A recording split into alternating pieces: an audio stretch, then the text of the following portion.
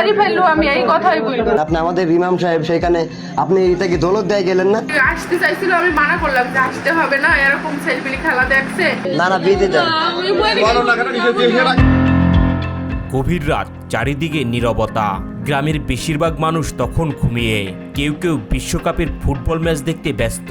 ঠিক সেই সুযোগেই মালয়েশিয়ান প্রবাসীর স্ত্রীর ঘরে প্রবেশ করেন মসজিদের ইমাম।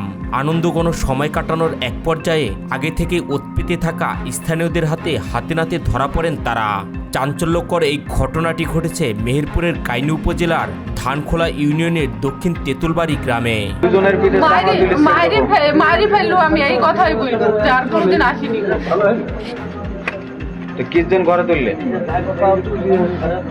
এই 2 সপ্তাহের ভিতরে এই ঘরে ওঠার মতো রিলেশন হয় না তো?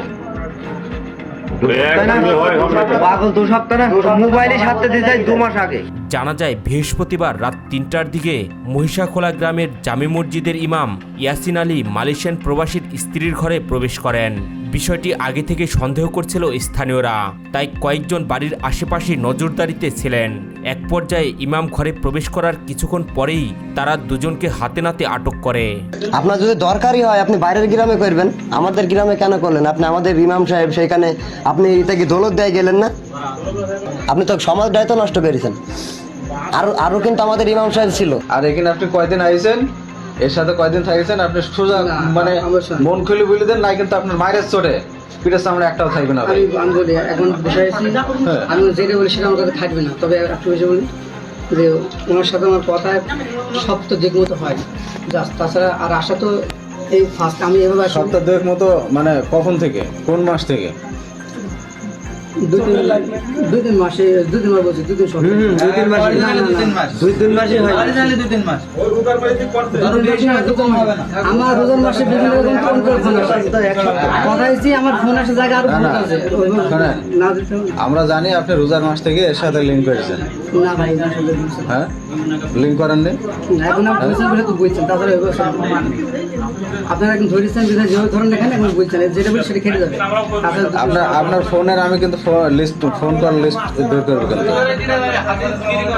বুঝলেন? আটকের পর এই নারী দাবি করেন বেশ কিছুদিন ধরে ইমামের সাথে তার প্রেমের সম্পর্ক ছিল। স্বামী বিদেশে থাকায় একাকিত্বের কারণে তিনি সম্পর্কে জড়িয়ে পড়েন। তবে সেদিন রাতে ইমাম তার ঘরে আসতে চাইলে তিনি তাকে নিষেধ করেছিলেন। আমি ডাকিনি, আমি আসতে চাইছিল, আমি মানা করলাম যে আসতে হবে না, এরকম ছেলেপিলি খেলা দেখছে, হয়তো জানাজানি হয়ে যাবে।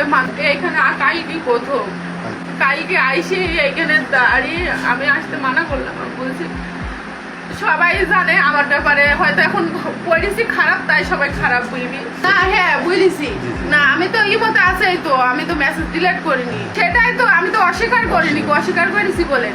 এ সময় স্থানীয় জনতা এই মসজিদের ইমামের সাথে এই প্রবাসীর স্ত্রীকে বিয়ে দিতে চাইলে স্থানীয়দের হাতে পায়ে ধরে ইমামকে বিয়ে করতে অস্বীকৃতি জানান তিনি। বিয়ে দেন। না না, বিয়ে দেন।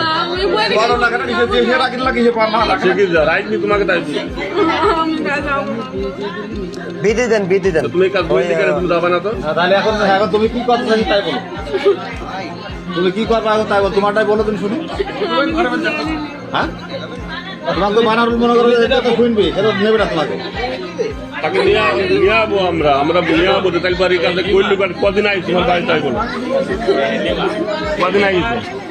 অন্যদিকে ইমাম ইয়াসিন আলীর বক্তব্য ভিন্ন। তার দাবি প্রায় 3 মাস ধরেই দুজনের মধ্যে প্রেমের সম্পর্ক চলছিল। শুধু এই রাতেই নয়, এর আগেও একাধিকবার এই নারীর ঘরে এসেছিলেন বলে দাবি করেন তিনি। বিয়ে করবি না তাহলে গেলি কেন? লাইটটা মামু, লাইটটা বিয়ে করবি না তো গেলি কেন? তাহলে ডাকলি কেন তাকে?